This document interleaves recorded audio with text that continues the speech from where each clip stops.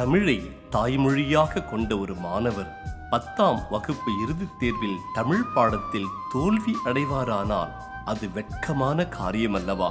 அதுபோன்றே பல வருடங்கள் ஒரு திருச்சபையில் உறுப்பினராக இருந்தும் ஒரு சிறிய விசுவாச பரீட்சை வந்தவுடன் ஒருவர் சோர்ந்து போவாரானால் அதுவும் வெட்கம்தானே? அடுத்து என்ன செய்வது என்கின்ற குழப்பமான சூழ்நிலை வந்துவிட்டால் மீண்டும் பழைய வாழ்க்கை முறைக்கே திரும்புவது நன்றாயிருக்குமோ?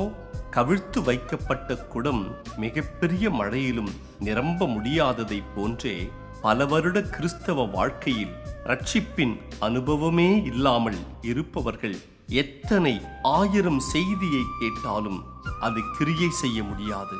மனம் திரும்பினவர்கள் அதற்கேற்ற கிரியைகளை வெளிப்படுத்தும்படி வேதம் கூறுகிறது அல்லவா? கிறிஸ்துவின் பிள்ளைகள் அவருடைய சுபாவத்தை வெளிப்படுத்தி வேத வசனம் என்கின்ற உப்பினால் இந்த பூமியை சாரமேற்றும் காலம் இது.